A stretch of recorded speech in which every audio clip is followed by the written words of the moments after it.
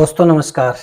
दोस्तों मैं सतवीर दलाल अपने यूट्यूब के भारत लिंक ग्लोबल चैनल पर आपका स्वागत करता हूं। दोस्तों, सत्ता की भूख इंसान के अंदर कैसी होती है, ये कभी आपने सुना है या देखा है? अगर आपने नहीं सुना तो मैं बताता हूं कि सत्ता की भूख एक ऐसी भूख होती है जहां आदमी अपनों को ही मारकर, अपनों को ही बेदखल करके या अपने से दूर करके सत्ता को हासिल करता है, और वो उन लोगों का भी राजनीतिक रूप से या व्यक्तिगत रूप से कत्ल करने में नहीं हिचकता जिन्होंने उस आदमी को आगे बढ़ाया हो। तो इस चीज को आज के संदर्भ में समझने के लिए मैं सबसे पहले थोड़ा सा मुगल हिस्ट्री के ऊपर चर्चा करना चाहूंगा।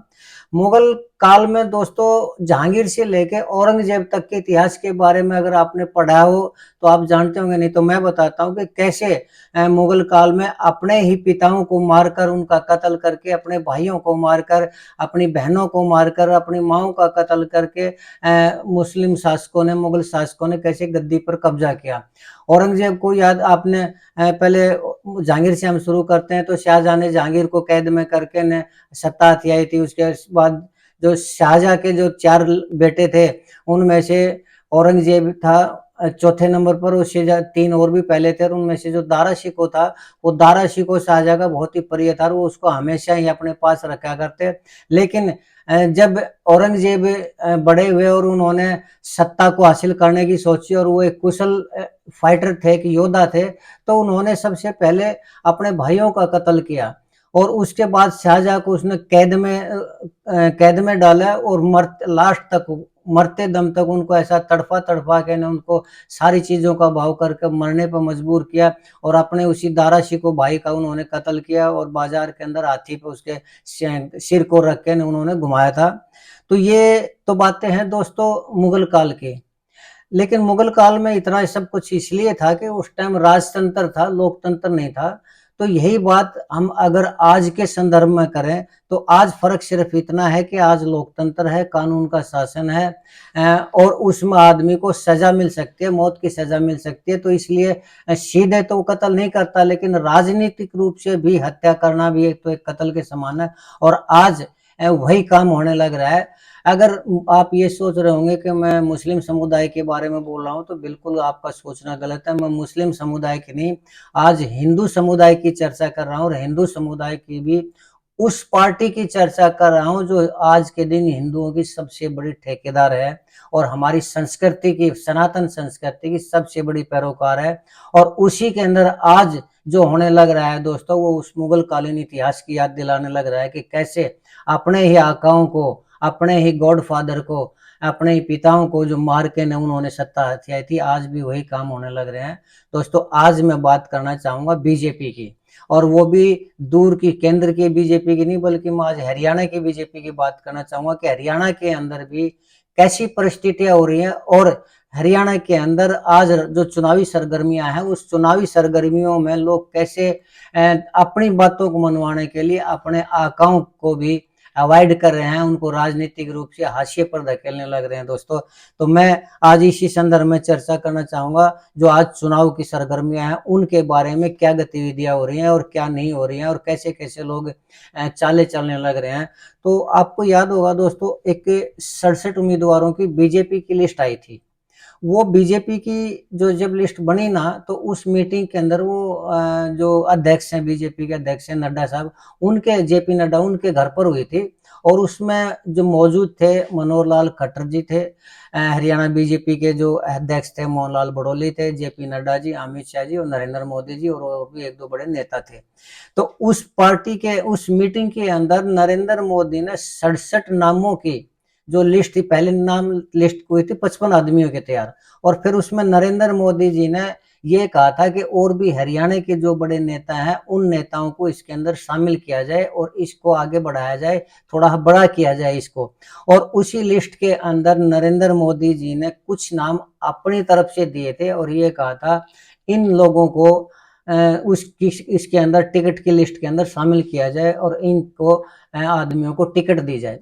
लेकिन जब 55 के बजाय 67 आदमियों की लिस्ट जारी हुई, तो उस 67 आदमियों की लिस्ट में न तो वे आदमी थे जो नरेंद्र मोदी जी ने कहा था कि इन बड़े नेताओं को, हरियाणा के बड़े नेताओं को इसमें शामिल किया जाए, और न वे नाम थे उसके अंदर जो नरेंद्र मोदी जी ने लिस्ट में ये कहा था कि इन आदमियों को टिकट दी जाए। लेकिन उन आदमियों का टिकट के अंदर कहीं कोई नाम निशान नहीं था दोस्तों। क्या इसका ये क्या तात्पर्य है? इसका यही तात्पर्य है कि उसमें नरेंद्र मोदी जी को खुडे लाइन लगाया गया। लेकिन कैसे लगाया गया इसके बजाय पहले तो मैं उन आदमियों के नाम आपको बताना चाहूंगा कि किन किन आदमियों की लिस्ट जो थी वो नरेंद्र मोदी ने दी थी कि इन आदमियों को टिकट दी जाए। उनमें दोस्तों एक नाम है कविता जैन। कविता जैन बीजेपी के एक बहुत पुरानी नेता हैं, और उनके जो हस्बैंड है राजीव जैन जी, वो मीडिया सलाहकार भी रहे हैं खट्टर साहब के। लेकिन और दूसरे हैं बिशंबर वाल्मीकि जी, और इसके अलावा एक नाम है आदित्य चौटाला जी, और सबसे बड़ा जो इसमें नाम है वो है सावित्री जिंदल का। तो जब मोदी जी ने क्लियर ये बोल दिया था कि इनका नाम इसमें शामिल किया जाए, तो उसके बावजूद भी उनके नाम शामिल न करने का क्या तात्पर्य है? मैं सबसे ज्यादा मैं चर्चा करना चाहूंगा सावित्री जिंदल की। आपको पता होगा दोस्तों, सावित्री जिंदल के एक लड़के हैं सज्जन जिंदल जी, जो कि नवीन जिंदल के बड़े भाई हैं।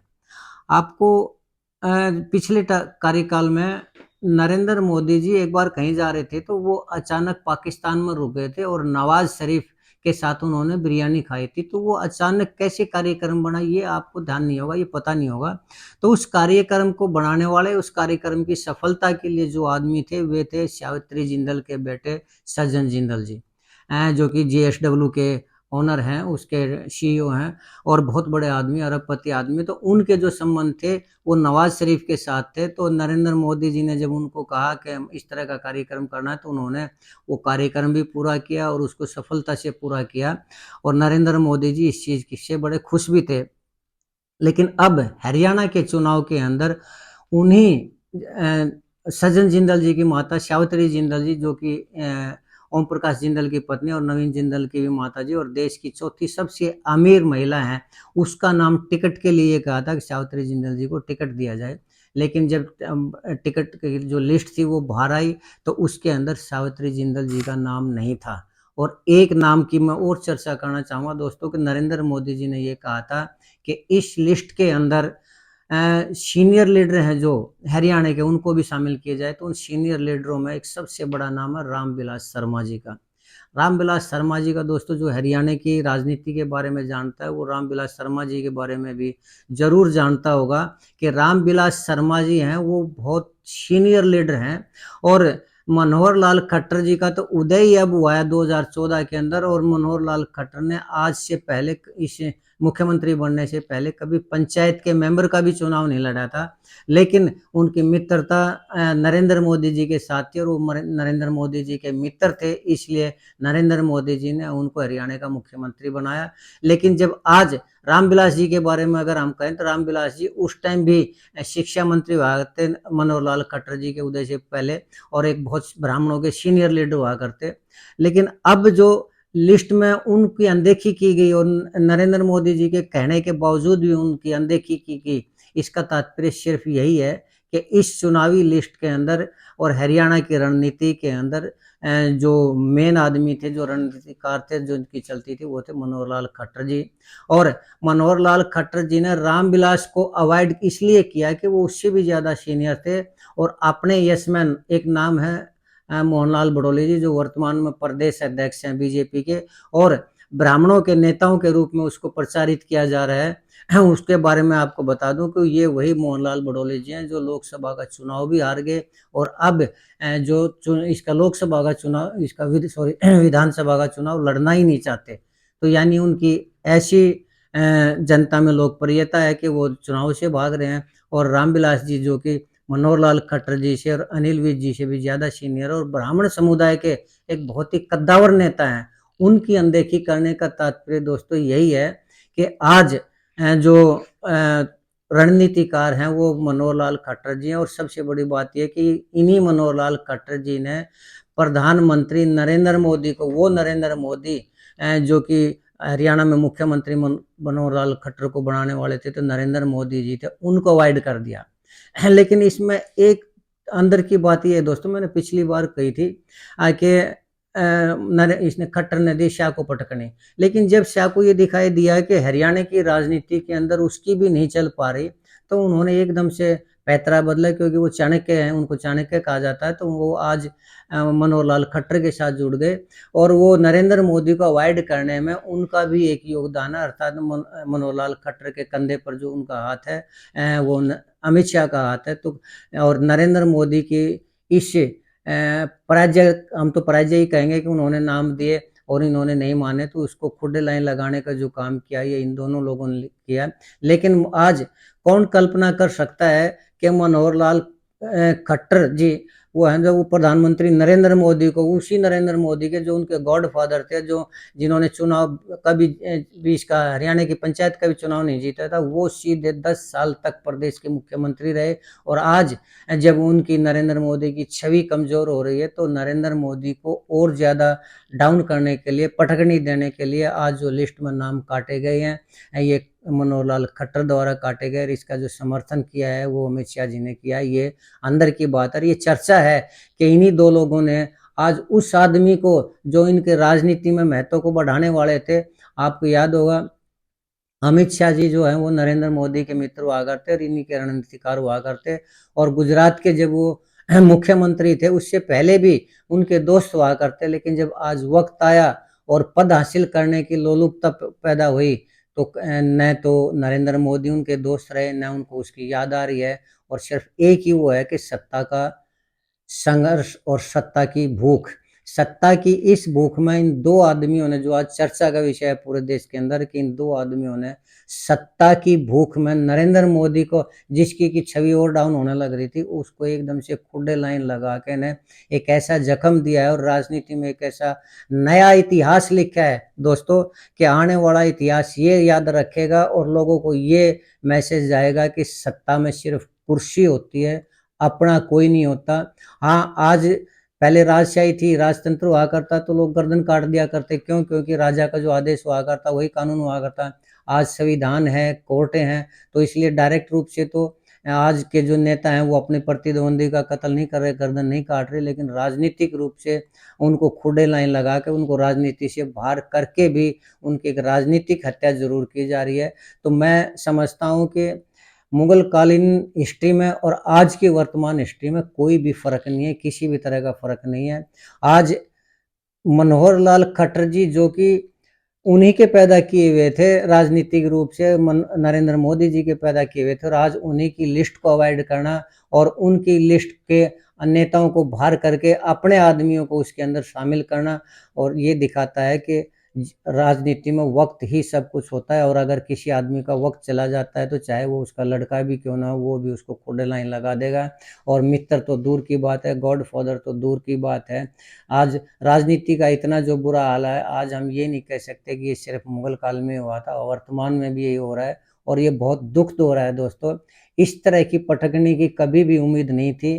कि नरेंद्र मोदी जी को भी उसी के शिष्य और उसी के पैदा, राजनीतिक रूप से पैदा किए व्यक्ति ही उसको इस तरह की पटकनी देंगे। मैंने अपने पिछले वीडियो में आपको बताया था कि अमित शाह की और जो मनोहर लाल खट्टर की जो कुश्ती थी वो नूरा कुश्ती थी, लेकिन ये कार्य, ये एक्शन, ये कोई नूरा कुश्ती नहीं है, ये वास्तव में ही प्लानिंग है नरेंद्र मोदी जी को ये समझाने की कब उनके दिन जा चुके हैं और उसको खुडे लाइन लगाने की।